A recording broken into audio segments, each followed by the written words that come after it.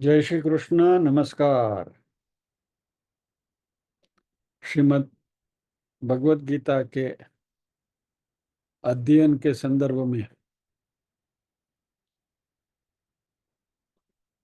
अश्विन शुक्ल पक्ष पूर्णिमा, शरद पूर्णिमा के उपलक्ष्य में रास पंचाध्याय के ऊपर हमारा अध्ययन जारी है। उसके आज के दूसरे सत्र में सभी साध्यायियों का स्वागत एवं अभिवादन। ओमकार के नाद के साथ प्रार्थना करेंगे।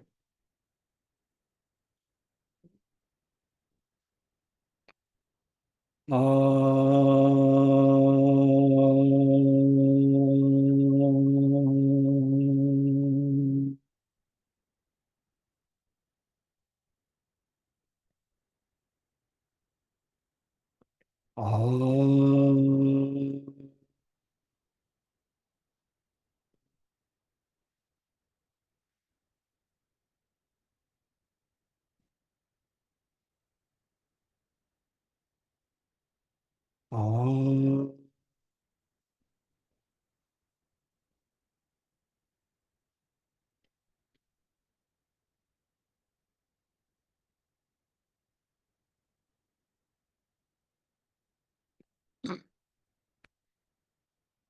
वक्रतुंड महाकाय सूर्यकोटि समप्रभ निर्विघ्नं कुरु मे देव सर्वकार्येषु सर्वदा।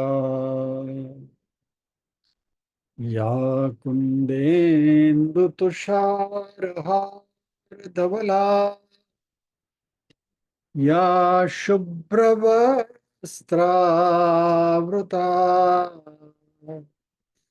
या वीणावरदण्डमण्डितकरा या श्वेतपद्मासना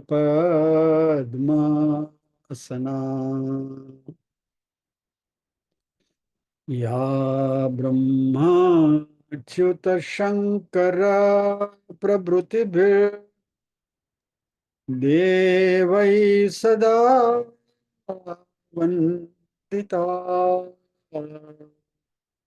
सा मां पातु सरस्वती भगवती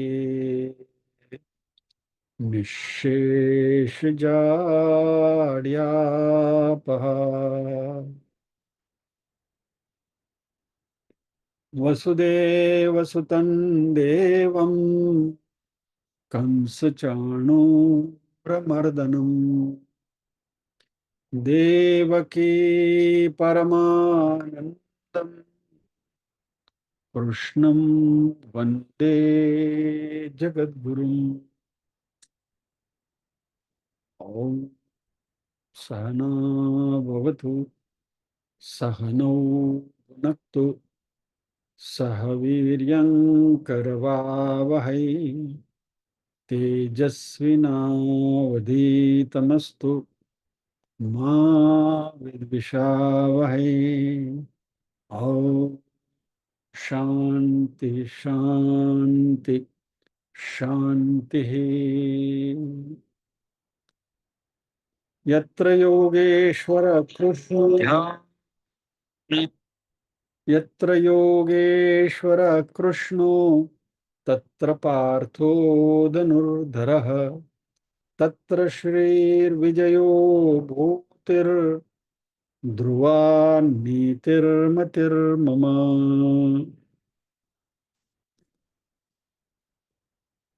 कस्तूरी तिलकं ललाटपटले वक्षस्थले कौस्तुभम् नासाग्रे वरमोक्तिकं करतले वेणुकरे कङ्कणम् सर्वांगे हरिचंदनं सुललितं कंठे च गोपस्त्री परिवेष्टितो जयते गोपालचूड़ामणि।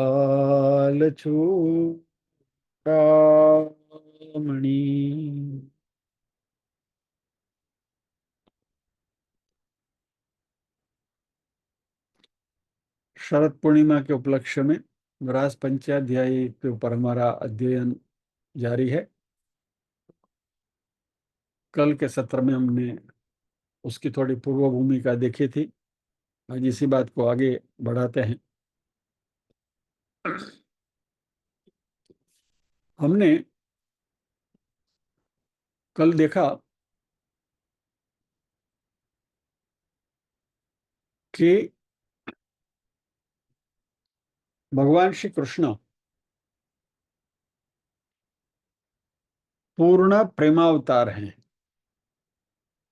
और इस अवतार में, भगवान के इस अवतार में उनके साथ साथ जो भी जुड़े, उनके संसर्ग में जो भी आए, उन सबको मोक्ष मिल गया, मुक्ति मिल गई। और इस संदर्भ में, इस अंदाज में, ये कृष्णावतार अंतिम अवतार है, भगवान का नहीं, जो जो भक्त उनके संसर्ग में आए उनके लिए, यानी उनका पुनर्जन्म नहीं हुआ। कृष्ण और राधा की हम बात कर रहे थे। राधा जी हैं, वो कृष्ण की, भगवान श्री कृष्ण की आह्लादिनी शक्ति है। भगवान श्री कृष्ण परब्रह्म है और उनकी आह्लादिनी शक्ति राधा जी हैं। और राधा, यानी राधा जी कृष्ण में से ही प्रकट हुए हैं उनकी शक्ति के रूप में, और राधा जी में से ही उनकी सखियां प्रकट हुई हैं, जिनमें उनकी 8 मुख्य सखियां हैं, जिसके बारे में हम कल बात कर रहे थे और हमने वहां विराम लिया था। क्योंकि आप सबने कुतूहल दर्शाया था कि राधा जी की इस अष्ट सखियां के बारे में भी कुछ जाने, तो जैसे आपसे कल कहा गया था,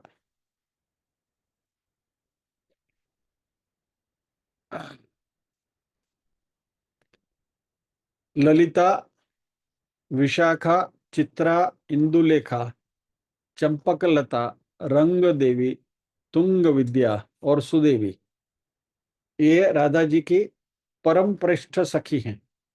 और ये सखियां 8 सखी के नाम से जानी जाती हैं। अभी 8 सखियां के बारे में कुछ कुछ हम थोड़ा और परिचय उनका पाते हैं।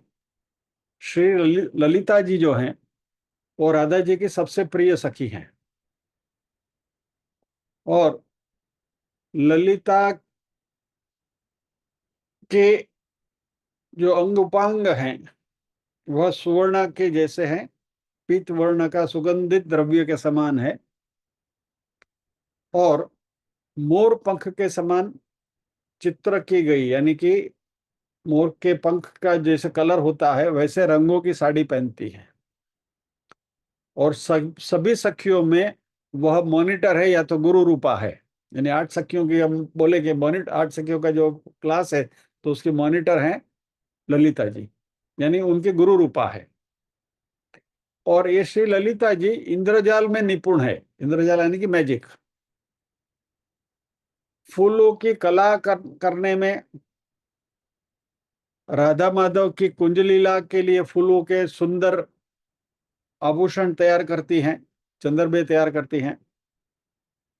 राधा जी को तांबुल की सेवा श्री ललिता जी करती हैं, और इस सेवा से वह अत्यंत प्रसन्न रहती हैं।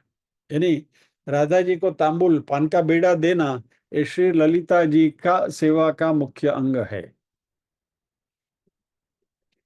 इंद्रजाल निपुणा नित करती परम स्वादु तांबूल प्रदान, कुसुम कला कुशला रचती कल कुसुम निकेतन कुसुम वितान, ये ललिता जी के बारे में कहा गया है।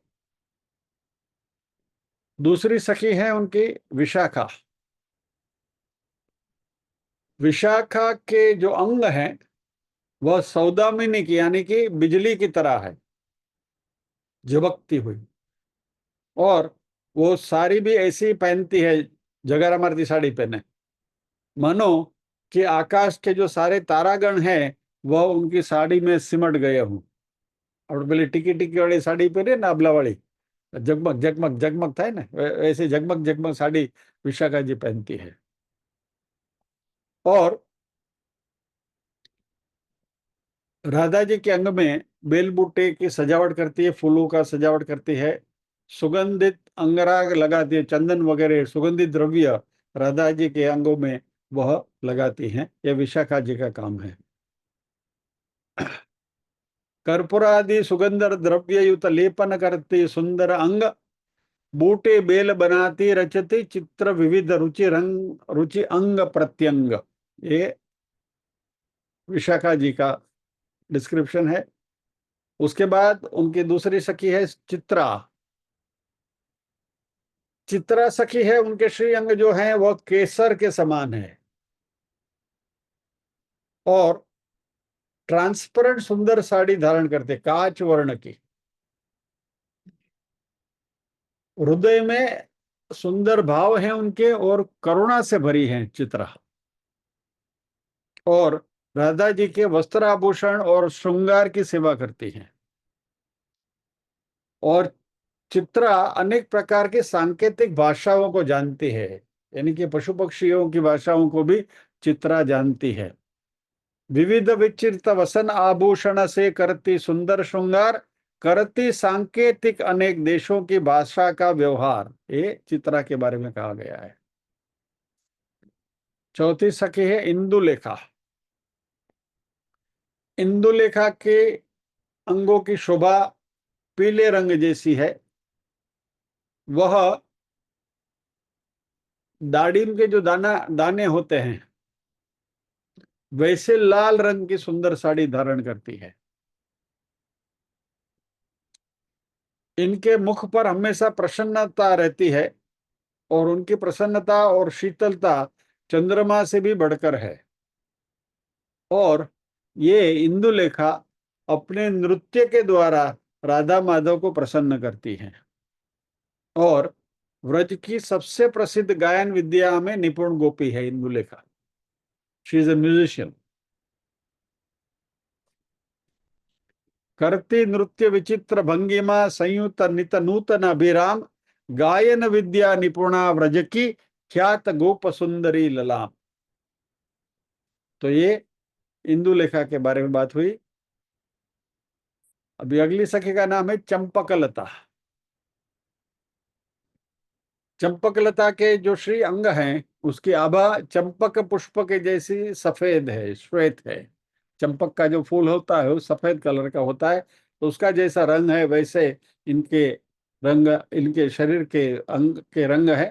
ये नील वर्ण की ब्लू साड़ी पहनती है और यह अपने कर कमलों से रत्न निर्मित चंवर डुलाकर निरंतर राधा जी की सेवा करती है। द्यूत विद्या की पंडित है, जुआ खेलती है और तरह तरह से सुंदर श्रृंगार करने में भी निपुण है। चाव भरे नित चंवर डुलाती अविरत निज कर कमल उदार, द्यूत पंडिता विविध कलाओं से करती सुंदर श्रृंगार। सभी वहां तो राधा माधव को एंटरटेन करना है ना, तो अलग अलग प्रकार से सारी सखियां उनकी सेवा में उपस्थित रहती हैं। उसके बाद की जो सखी है उसका नाम है रंग देवी। उनके अंगों की कांति पद्म पराग के समान है और जबा कुसुम रंग की साड़ी धारण करती है। और राधा जी के हाथों और चरणों में सुंदर जावक यानी कि मेहंदी लगाती है। रंग देवी इज एक्सपर्ट मेहंदी लगाती है वो। व्रतों और त्योहार में ये आस्था रखती है और सभी कलाओं में निपुण है, मास्टर ऑफ ऑल। रंग देवी। नित्य लगाती रुचिकर चरणों में यावक अतिशय अभिराम, आस्था अति त्योहार व्रतों में कला कुशल शुचि शोभाधाम। ये इनके बारे में बताया गया, रंग देवी के बारे में। अभी तुंग विद्या। तुंग विद्या के श्री अंग जो है वह कर्पूर चंदन मिश्रित कुमकुम के समान है, और वो पीले रंग की साड़ी धारण करती है। वो अपनी बुद्धिमत्ता के लिए जानी जाती है। She is known for her wisdom. नीति नाटक वगैरह सभी विद्याओं की वो ज्ञाता है, और श्री राधा कृष्ण को गीत वाद्य आदि से वो प्रसन्न करती हैं। गीत वाद्य से सेवा करती अतिशय सरस सदा अविराम, नीति नाट्य गांधर्व शास्त्र निपुणा रस आचार्य अभिराम। ये तुंग विद्या की बात हुई। सुदेवी। सुदेवी की अंग कांति जो है वो तपाए हुए सोने के समान है, गोल्डन, ब्रिलियंट गोल्ड। मूंगे के रंग की साड़ी धारण करती है, और राधा जी की वेणी बनाने की कला में निपुण है। और सुदेवी राधा जी को जल पिलाने की सेवा करती है। Each one is assigned specific jobs.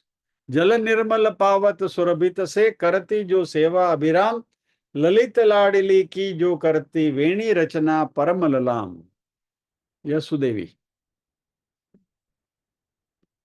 ये 8 सखियां हैं।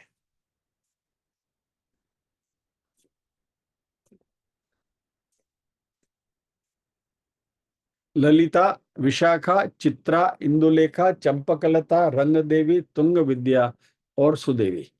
ये राधा जी की परम श्रेष्ठ सखियां हैं।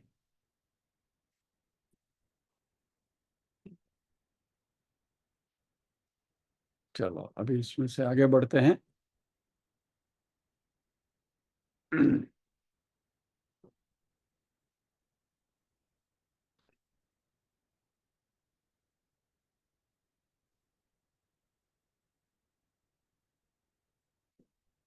हम बात कर रहे थे सुखदेव जी की। सुखदेव जी ने ये जो रासलीला का जो प्रसंग है, वो श्रीमद् भागवत के 9 स्कंद पूरे करने के बाद 10वें स्कंद के 28 अध्याय पूरे करने के बाद 29वें अध्याय से रास पंचाध्याय की शुरुआत करी। यानी परीक्षित को कृष्ण के बारे में अच्छी तरह से विदित करते हुए उनके मन को, उनका जो भाव विश्व है उसको तैयार करने के बाद सुखदेव जी इस रास पंचाध्याय में प्रवेश करते हैं। और सुखदेव जी, तो हमने जैसे देखा पहले कि राधा जी के साथ विचरने वाले शुक के रूप में थे, तो राधा कृष्ण की लीलाओं के वो साक्षात दृष्टा हैं, और इसलिए जो भी वो कह रहे हैं वो सब it is coming from horses mouth. बराबर। रास पंचाध्यायी यानी कि 5 अध्याय हैं। 29वें अध्याय से शुरू करके 29, 30, 31, 32 और 33, ये 5 अध्याय जो 10वें स्कंद के हैं, वह भगवान की इस रास लीला को समर्पित है, और इसलिए इसको रास पंचाध्यायी कहा गया है। रास पंचाध्यायी वैसा कोई संस्कृत का स्वतंत्र ग्रंथ नहीं है, लेकिन यह 5 अध्याय श्रीमद् भागवत के इतने अनूठे हैं कि कई ग्रंथकारों ने, ऑथर्स ने रास पंचाध्यायी नाम से अलग अलग पुस्तकें लिखी हैं, और इसलिए ये ग्रंथों की वजह से रास पंचाध्यायी नाम बहुत प्रसिद्ध हो गया। ये भागवत पुराण का प्राण माना गया है। पंच प्राण जो हम कहते हैं ना, वैसे ये 5 अध्याय इस श्रीमद् भागवत के पंच प्राण हैं। और इन 5 अध्यायों में भगवान श्री कृष्ण की दिव्य लीला के माध्यम के द्वारा प्रेम और समर्पण की प्रतिष्ठा की गई है।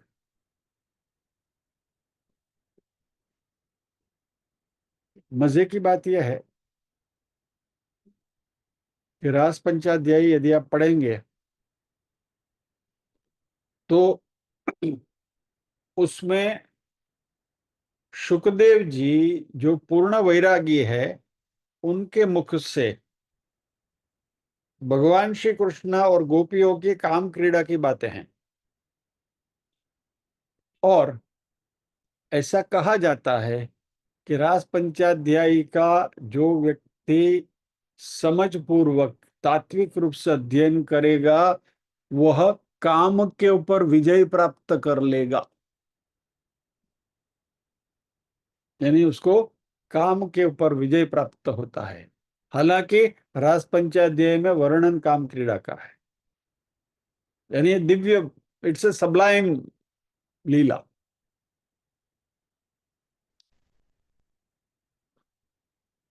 अभी इस रास लीला में प्रवेश करने से पहले कृष्ण को थोड़ा अच्छी तरह से जानना पड़ेगा।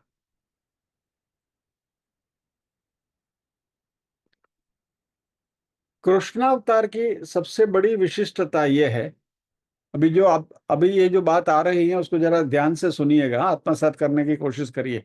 यह हमारे लिए भी बहुत उपयुक्त है। So please try to understand. जो लिख रहे हैं वो लिखने को थोड़ी देर के लिए विराम करें तो भी चलेगा, और लिखना ही है तो दोबारा यूट्यूब पर जाके रिकॉर्डिंग सुन के भी लिख लीजिए। बट अभी मैं यहाँ जो बात हो रही है उसको जरा ध्यान से सुनिए, आनंद आएगा। और हमारे लिए भी ये उपयुक्त है ये बातें। भगवान कृष्ण के अवतार की खूबी ये है कि उनके सन्मुख, उनके करीब, उनके संसर्ग में जो भी आए हैं, उन सब की ओर कृष्ण ने पूरा पूरा ध्यान दिया है। He has given extreme attention to anybody who came close to him और इन कांटेक्ट विथ हिम। और इन सारे व्यक्तियों के भूत, वर्तमान और भविष्य के बारे में भी कृष्ण जानते हैं। फिर भी भगवान सभी को एक सरीकी ट्रीटमेंट नहीं देते हैं। सभी के साथ व्यवहार उनका एक सरीका नहीं है। आप बोलेंगे ऐसा कैसा, भगवान के लिए तो सब सरीके हैं। तो ये सबके साथ एक सरीका व्यवहार भगवान ने नहीं किया है, सभी के साथ अलग अलग व्यवहार किया है, ऐसा कैसा भगवान करते हैं? एक्चुअली भगवान तो सभी के साथ, he should treat everybody equally ना। लेकिन यहाँ परमात्मा सबको अपने अपने कर्मों के हिसाब से उनके लिए जो सही है वैसी ट्रीटमेंट देते हैं, उस तरीके से उनको उनके प्रति व्यवहार करते हैं। भगवान भवरोग के वैद्य हैं, और इसलिए वो भाव औषध देते हैं। और जैसा पेशेंट, जैसा दर्दी, वैसी दवा। यानी सभी के लिए सब दर्द की एक दवा नहीं है। यहाँ जो जो व्यक्ति अपने अपने कर्मों के हिसाब से कृष्ण के सामने पेश आए हैं, वैसी वैसी उनको ट्रीटमेंट या तो दवाई दी गई है। तो सबकी ओर उनकी दृष्टि है, और उस व्यक्ति को क्या चाहिए, कैसे ट्रीटमेंट उसको मिलनी चाहिए, उसकी कृष्ण ने बहुत एक्सट्रीम केयर, काळजी लीधी है। Let us start with the first example of Putana. Putana जब भी कृष्ण के पास आई तो कृष्ण ने क्या किया? पूतना ने स्तनपान कराना शुरू किया और कृष्ण ने स्तनपान करते करते पूतना के प्राण ही खींच लिए। बराबर। पूतना तब चीख उठती, मां मुंच, मुझे छोड़, मुझे छोड़। और कृष्ण ने उसका सबसे अच्छा अर्थ निकाला, मां मुंच, मुझे मुक्त कर, मुझे मुक्त कर। और कृष्ण ने पूतना को मुक्ति ही दे दी। जब भी पूतना के देह को अग्निदाह दिया गया,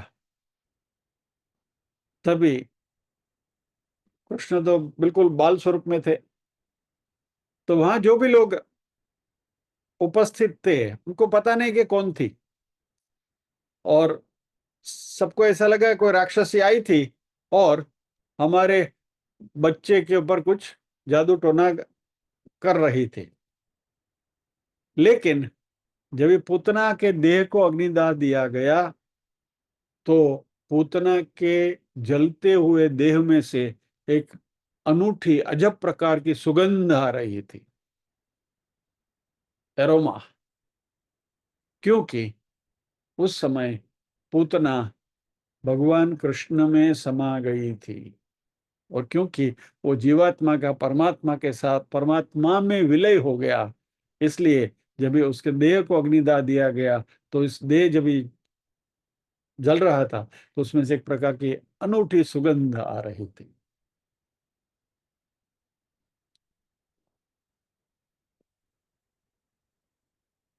तो तभी सुखदेव जी परीक्षित को कहते हैं कि परीक्षित, पूतना कृष्ण के पास मारने के उद्देश्य से स्तन में जहर भर के, मन में जहर भर के आई थी, फिर भी कृष्ण के संसर्ग से उसको मुक्ति मिल गई। तो जो कृष्ण के प्रति द्वेष भाव लेकर आई थी उसको भी कृष्ण ने मुक्ति दे दी। तो जो कृष्ण के पास प्रेम भाव लेकर गए होंगे उनकी दशा क्या हुई होगी।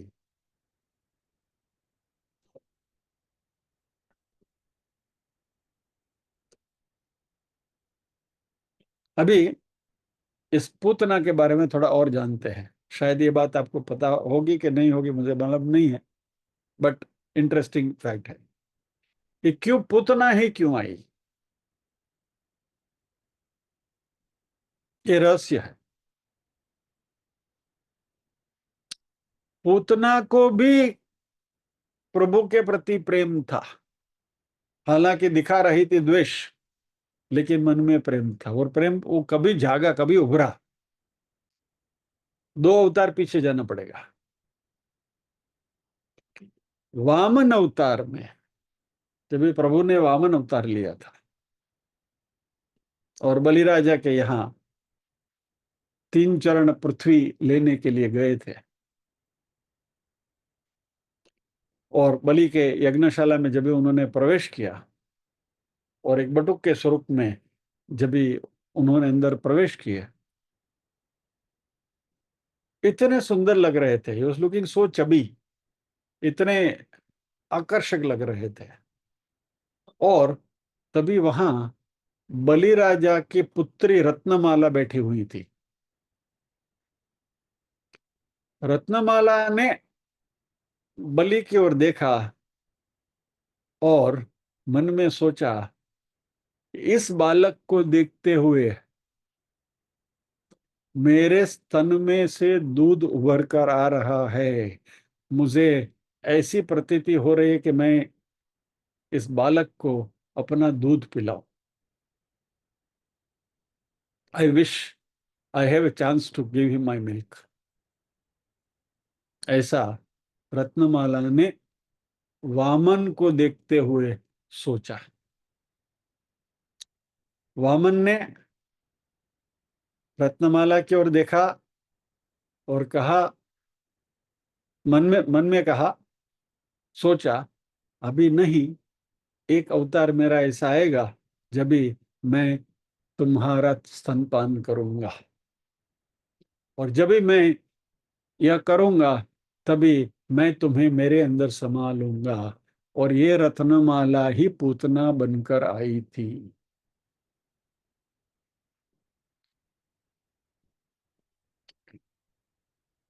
मोरल ऑफ द स्टोरी,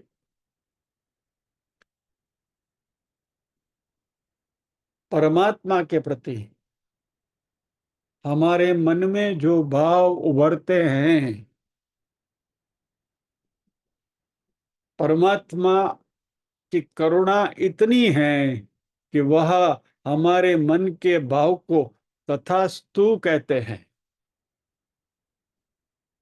ये जो कहानियां जो अब जो हमारे सामने आ रही हैं, इसमें से ये बात को खास नोट करना कि जो व्यक्ति जो भाव लेकर कृष्ण के पास गए हैं, उन सब के भाव को कृष्ण ने तथास्तु कहा है।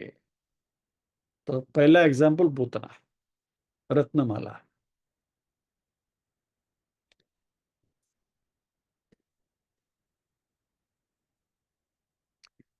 कृष्ण हमारे मन में जो विचार हैं, वो विचार को पढ़ते हैं।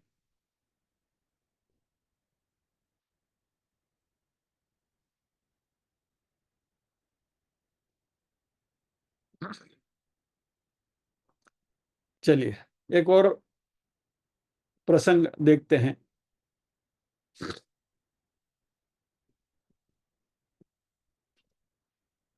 दो ऋषियों की बात है जो तप कर रहे थे, नारायण का अनुष्ठान कर रहे थे, तप कर रहे थे। लेकिन अतिशय तप करने के बाद मन में अहंकार आता है तपस्वी होने का। और एक ऐसे मुनि थे, वेद शिरोमणि। वह अपने आश्रम में कठिन तप कर रहे थे और उनके आश्रम के प्रांगण में एक दूसरे मुनि आए जो वहां तप करना चाहते थे। तो वेदशिरा मुनि ने कहा कि तुम मेरे आश्रम के प्रांगण में आए हो, ये मेरा आश्रम है। तो दूसरे मुनि जो आए थे वहां तप करने के लिए, उनका नाम था अश्वशिरा। अश्वशिरा ने कहा कि अरे भैया, मैं तप करने के लिए आया हूं, तुम भी तप कर रहे हो, तुम भी बैठे बैठे तुम्हारा तप करो, मैं वहां बैठकर मेरा तप करूंगा, तुमको क्या प्रॉब्लम है। वेदशिरा ने कहा नथिंग डूइंग, ये मेरा आश्रम है, मेरा प्रांगण है, उसमें तुम तप नहीं कर सकते हो। तो अश्वशिरा ने कहा अरे देखो, ये तप करने की वजह से तुम्हारे मन में कितना अहंकार हो गया है। आप आपने तप तो किया है, तपस्वी हैं आप, लेकिन इतना अहंकार। आप ऐसा समझते हैं कि आप तप कर रहे तो और कोई तप नहीं कर सकता आपके जैसा। साधना अपने साथ अहंकार को लेकर आती है।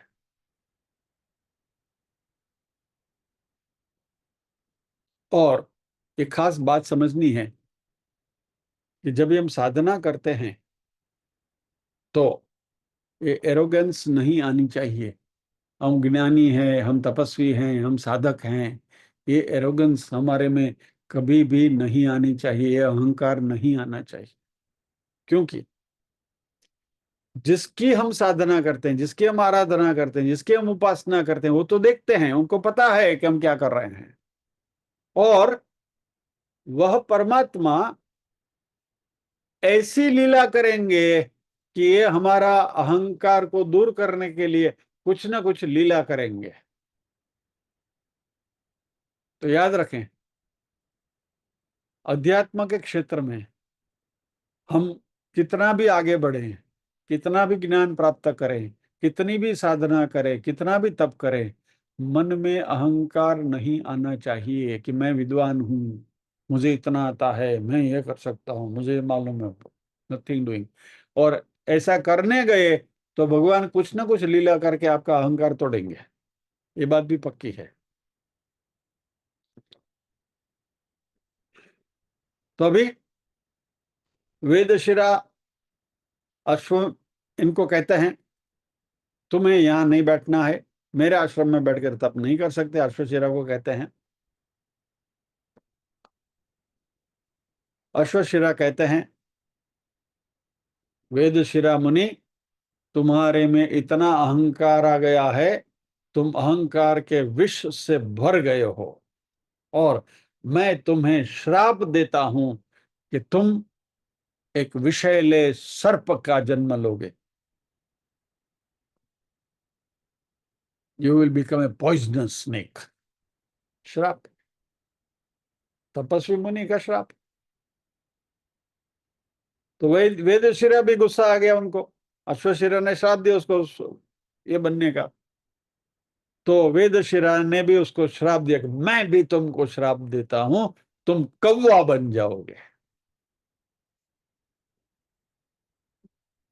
अभी दोनों तपस्वी थे, हरिभक्त थे, भगवान की ही उपासना कर रहे थे, भगवान का ही तप कर रहे थे। दोनों में तप की प्रबल शक्ति थी, तो श्राप तो दिया तो मिथ्या तो जाएगा नहीं। भगवान ने दोनों के श्राप सुने, और भगवान ने कहा कि तुम दोनों मेरे भक्त हो, और मेरे भक्त के कहे गए वचन मिथ्या नहीं होते, इसलिए तुम दोनों ने एक दूसरे को जो श्राप दिए हैं वह सत्य होंगे, they will come true. Vedashira को विषैले सर्प बनने का श्राप मिला था, तो क्या हुआ? कालीय नाग बना।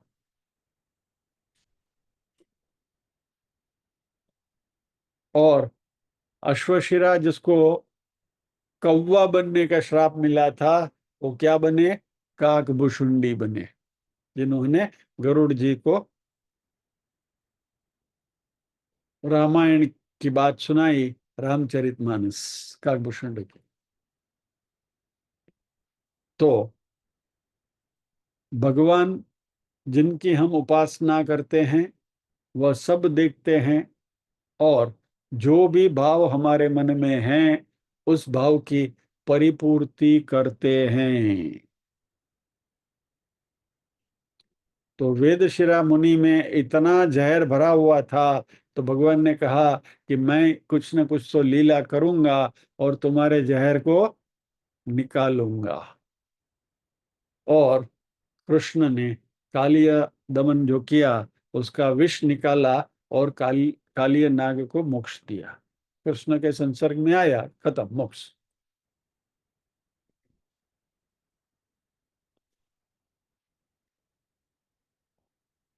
चलिए, काकभूषुंडी तो विद्वान थे, वो तो हम उसके बारे में हमें पता है। अभी अभी थोड़ा और आगे बढ़ते हैं, सुनते रहिए, हैं, मजा आएगा।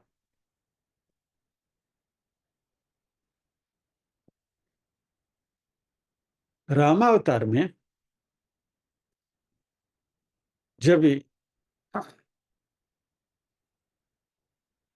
राम जी मिथिला गए थे, मिथिला नगरी में जब उन्होंने प्रवेश किया, तो ये घटना, नाम रामायण करके, रामायण के बहुत सारे ये हैं, हम्म, संस्करण है। उनमें से एक नाम रामायण करके एक रामायण है। ऐसा साउथ में कंब रामायण है, वैसे बहुत बहुत सारे रामायण हैं। तो नाम रामायण में ये घटना लिखी हुई है कि जब भी राम जी ने मिथिला में प्रवेश किया, मिथिला नगरी के लोग उनको देखकर इतना प्रभावित हो गए और इतने प्रणयोन्मत्त हो गए। राम जी का जो विग्रह, यानी कि जो शरीर, जो उनकी जो यष्टि थी, वो इतनी सुंदर थी, सबको ऐसा लगा कि मुझे राम जी की पत्नी बनकर सेवा करने का मौका मिले तो कैसा, राम जी मेरे पति बने तो कैसा। वह सीता जी तो बैठी ही हैं,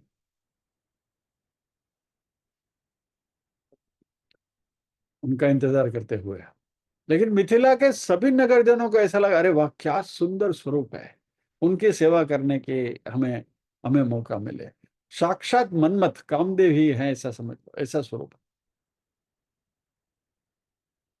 कोटि कंदर्प लावण्य, ये शब्द का प्रयोग किया गया है नाम रामायण में। कोटि कंदर्प लावण्य, कंदर्प इज कामदेव, कामदेव का जो लावण्य है ऐसा, इतने सुंदर, सो ब्यूटीफुल।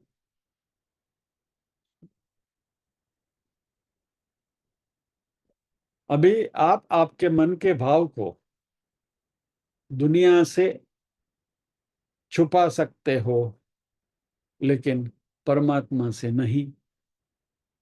तो परमात्मा ने कहा कि अभी तो ये शक्य नहीं है, क्योंकि इस अवतार में तो मुझे एक पत्नी व्रती रहना है, इसलिए सीता जी बैठी हैं, उनका ही पानी ग्रहण करना पड़ेगा।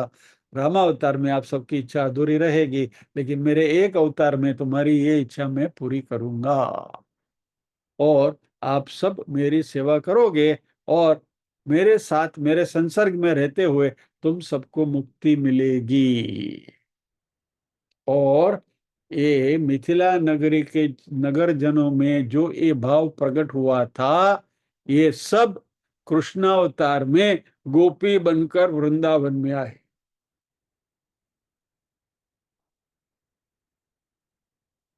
कनेक्ट करते जावा। पूतना, दो मुनि, मिथिला के नगर जन,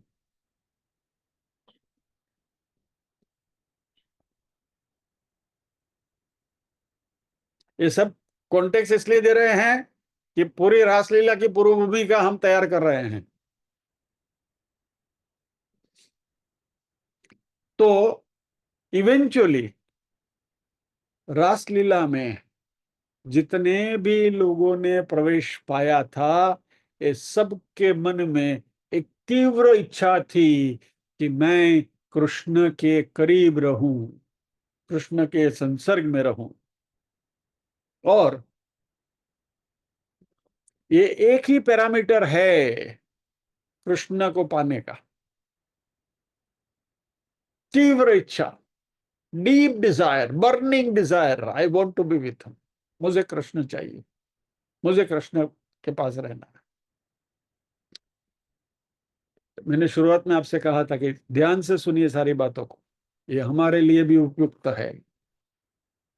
कृष्ण को पाने की तीव्र इच्छा, कृष्ण के विरह को की जो तड़प है, वो आग जो है, वो हमें कृष्ण तक ले जाएगी। कोई मंत्र जाप नहीं करना है, कोई जप नहीं करना है, कोई तप नहीं करना है, कोई एकादशी नहीं करनी है, कोई उपवास नहीं करना है, कुछ नहीं करना है। अत्याधिक उत्कट लालसा, मात्र और मात्र कृष्ण ही चाहिए, बस, नथिंग एल्स। ये हमारी उत्कृष्ट लालसा, डिजायर, लस्ट कहो कृष्ण के बारे में। It will take us to Krishna.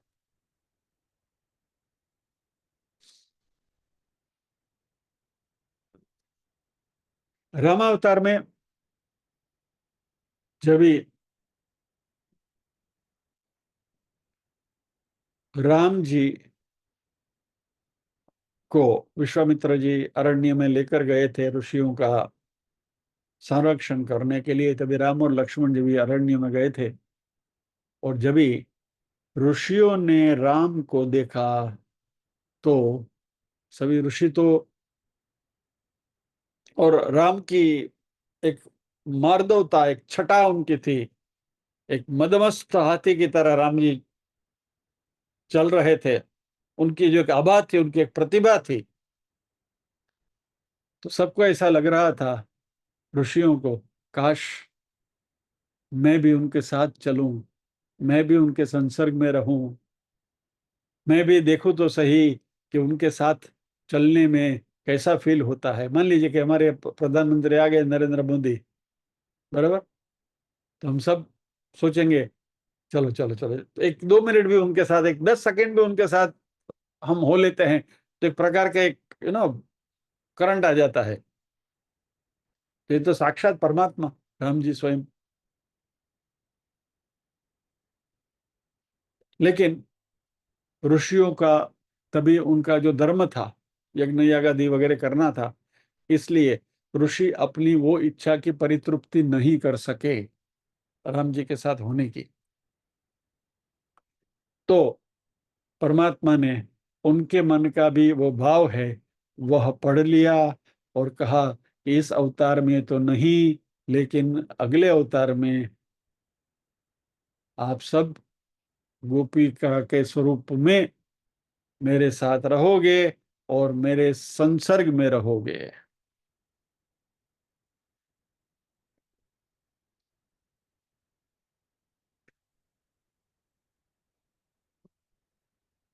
तो कृष्ण अवतार जो है वो पूर्ण अवतार है, प्रेमावतार है। और प्रेम यानी ये साधारण ये लवला लवली का प्रेम नहीं है। और यहाँ जो प्रेम है वो इन सब का कृष्ण के प्रति प्रेम, उनको कृष्ण के अलावा और कुछ नहीं चाहिए, फिर वो मिथिला के नगरवासी हो या तो ये अरण्य में रहने वाले ऋषि हो या जो भी उनके साथ थे।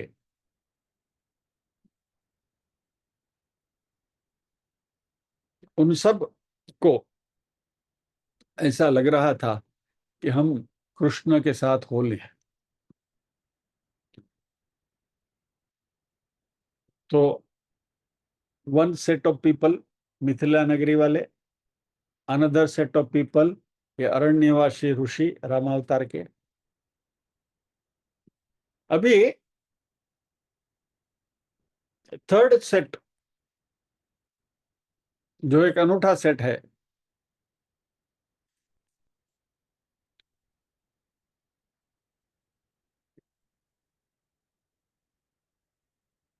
वेद के मंत्र, वेद की ऋचाएं।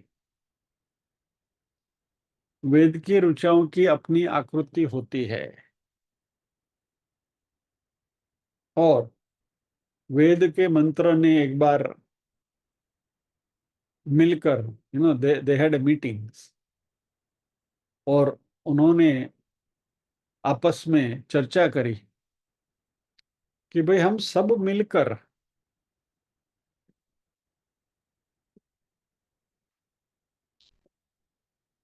परमात्मा के बारे में बताते तो हैं, हमारे द्वारा हमको पढ़कर जो भी अनुष्ठान करते हैं उन सब को परमात्मा के स्वरूप की झांकी होती है, परमात्मा के स्वरूप के बारे में पता चलता है। फॉर एग्जाम्पल वेद की एक ऋचा कहती है प्रज्ञानम ब्रह्म, तो ब्रह्म जो है प्रज्ञान है। तो दूसरा मंत्र कहता है सर्वम खलविदम ब्रह्म। तो इस प्रकार के वेद के जो मंत्र हैं जो हमें ब्रह्म की अनुभूति कराते हैं, लेकिन वेद के मंत्र कहते हैं कि हमें पढ़कर लोगों को इसकी अनुभूति होती है लेकिन हमको इसकी अनुभूति नहीं होती है। उनको भगवान यानी कि ब्रह्म की प्राप्ति हो जाती है और हमें कुछ नहीं मिला।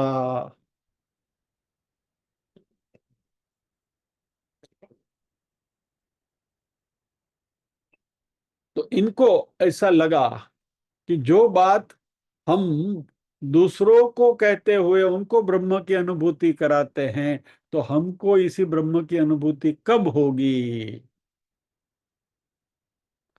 तो सुखदेव जी ने परीक्षित से कहा कि ये सारे वेद की ऋचाएं, वेद के मंत्र गोप गोपी बनकर इन्होंने कृष्ण अवतार में मानव रूप धारण करके कृष्ण के साथ लीला करी और वो भी मुक्ति को पाए।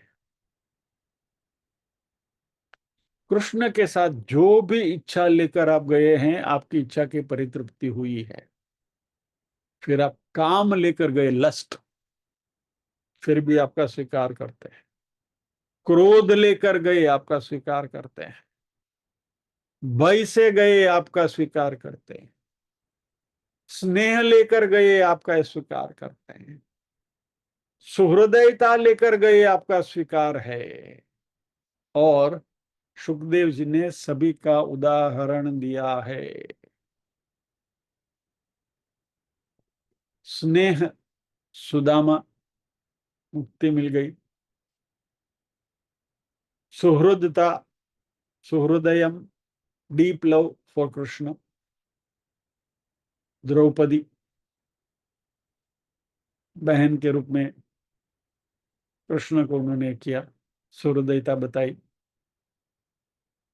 भाई कंस, कहाँ है कृष्ण, कहाँ है कृष्ण, पूरी जिंदगी भय में बिता रहा था। भय से उसने कृष्ण को प्राप्त किया, कंस। भय योगी कहा गया है उसको। क्रोध, धन, काम, गोपिका, जो भाव लेकर आप गए हैं कृष्ण के पास, कृष्ण आपके मन के भाव को, आपकी इमोशंस को समझते हैं। और जो भी मन के हमारे भाव है, कृष्ण कहते हैं तथास्तु।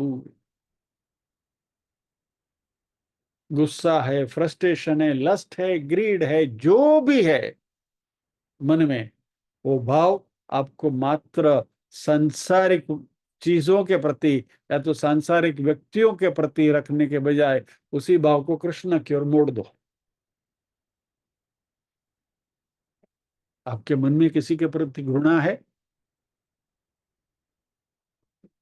कृष्ण के प्रति घृणा से देखने चालू कर दो। तुमको ऐसा लग रहा है कि यहाँ मैं आपको पका रहा हूं,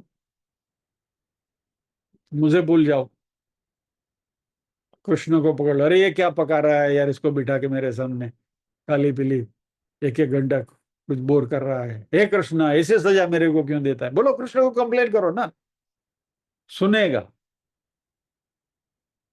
कहने का तात्पर्य यह है कि कृष्ण ने सभी को पूरा समय दिया। गोकुल में ब्रजवासियों को, नंदगांव में,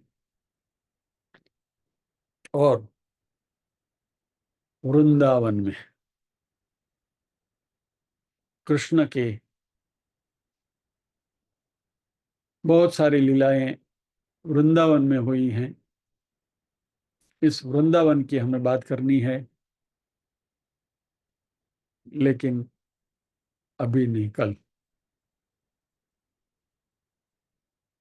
तो the take home point today is, आज खास बात जो हमें साथ में ले जानी है वो आज की चर्चा के अनुसंधान, हमारे मन में कोई भी इमोशन है, कोई भी भाव है, किसी भी प्रकार का भाव है, लव, हेट, एंगर, गुस्सा,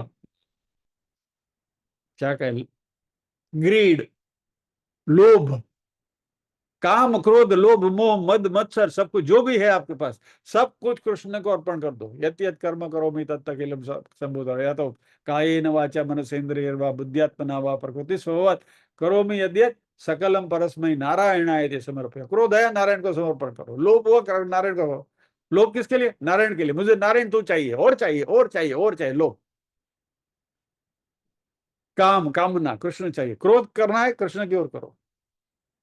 है करना, ये क्या लगाया है तूने? जरा करके तो देखो, उससे जो आनंद मिलता है, अवर्णनीय आनंद मिलता है। और ये बात खास करके अवर्णनीय आनंद मिलता है, ये मैं स्वानुभव से आपसे कहता हूँ। I have been experiencing it. करके देखिए, किसी भी भाव से कृष्ण को भजिए, लेकिन कृष्ण को अपने करीब रखने की कोशिश करिए, और देखिए कितना आनंद आता है। तो आज इस बात के साथ हम विराम लेंगे। इसलिए मैं संगीत जो सीखता हूं, तो मेरे गुरुजन से मैं यही कहता हूं कि जो भी बंदिश हमें वो सिखाएंगे, वो कृष्ण के रिलेटेड बंदिश ही मैं सीखूंगा,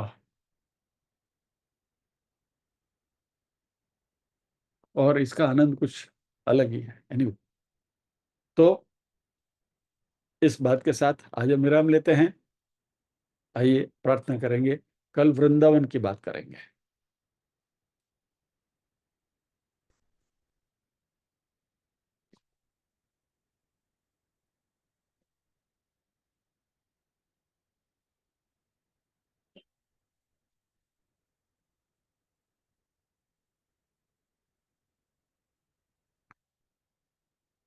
ओम असतो मा सद्गमय तमसो मा ज्योतिर्गमय मृत्योर्मा अमृतंगमय सर्वेषां स्वस्तिर्भवतु सर्वेषां शान्तिर्भवतु सर्वेषां मङ्गलं भवतु सर्वेषां पूर्णं भवतु लोका समस्ताः सुखिनो भवन्तु लोका समस्ताः सुखिनो भवन्तु नाहं कर्ता हरिः कर्ता हरिः कर्ता हि केवलम् ओम शांति शांति शांति ही।